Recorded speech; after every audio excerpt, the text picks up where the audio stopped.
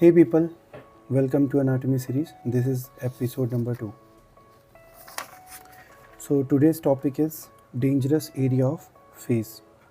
काफ़ी अच्छा टॉपिक है ये। इसे शॉर्ट आंसर क्वेश्चंस वगैरह पूछ लिए जाते हैं। तो अब समझते हैं कि डेंजरस एरिया ऑफ फेस होता क्या है। ठीक है, it comprises of upper lip, lower part of nose and adjacent area.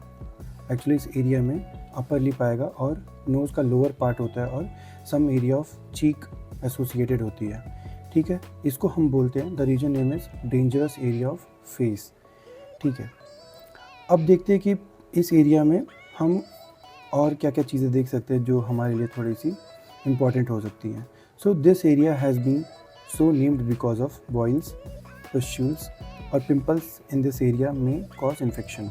अगर इस एरिया में पिंपल्स होते हैं, ठीक है, या फोड़े होते हैं और उनको अगर हम स्क्वीज़ करते हैं ना, तो they are the cause of infection, तो उनकी वजह से इन्फेक्शंस हो सकते हैं। ठीक है, अगर हम बात करें इन्फेक्शन के स्प्रेड की, जो कि बहुत डेंजरस होता है, the infection can readily spread to cavernous sinus resulting in cavernous sinus thrombosis.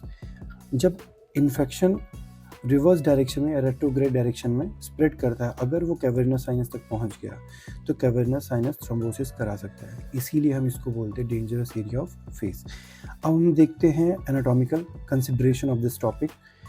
तो हम अभी लास्ट में इस वीडियो के कुछ डायग्राम्स हैं वो ऐड कर देंगे, तो वहाँ से आप थोड़ा देख लीजिएगा।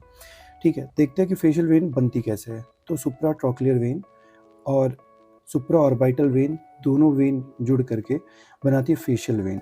ठीक है, अब ये फेशियल वेन जो होती है, देखिए, ड्रेन करती है अपर लिप को, सेप्टम ऑफ नोज को और सम एडजेसेंट एरिया को। ठीक है, अब देखते हैं क्या कि जो फेशियल वेन है ना, it communicates with cavernous sinus via deep facial vein which connect the pterygoid plexus.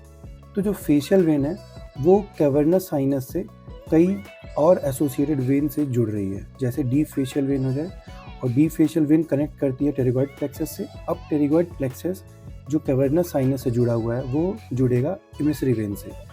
तो हम इसको फ्लो चार्ट में भी देख सकते हैं। जैसे फेशियल वेन है वो कनेक्ट होगी डीप फेशियल वेन से। अब ये डीप फेशियल वेन कनेक्ट करती है टेरिगॉइड वीनस प्लेक्सस से, and this pterygoid venous plexus along with emissary vein, ठीक है, कनेक्ट करेगा कैवर्नस साइनस से। ठीक है, जो कि बहुत डेलिकेट पोर्शन है हमारे ब्रेन का।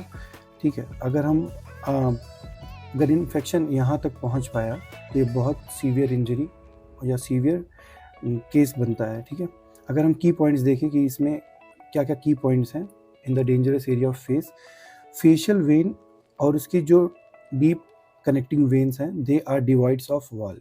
तो उनमें वॉल्स नहीं होते हैं। तो अगर वॉल्व नहीं होंगे तो इन्फेक्शन या फिर एम्बोलाई जो भी होगी, तो उसको कोई भी प्रिवेंट बैक डायरेक्शन फ्लो से नहीं कर पाएगा, मतलब कि उसे कोई बैक डायरेक्शन में फ्लो होने से रोक नहीं सकता। So infection can spread in retrograde direction.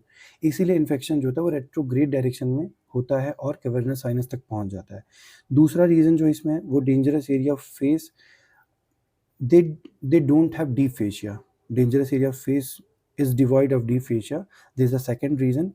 And third reason is it lies amongst muscle which by contraction may displace the clot in the vein. देखिए, जो फेशियल वेन है ना वो मसल्स के बीच में एसोसिएट होती है, और जब मसल कॉन्ट्रैक्ट करेगी तो जो भी उसका कंटेंट होता है वो रिवर्स डायरेक्शन में जाएगा ही जाएगा। अगर उस वेन में क्लॉट रहा तो क्लॉट में convey to the cavernous sinus. So that's all about the today's topic. मिलते हैं नेक्स्ट वीडियो में, तब तक के लिए थैंक यू।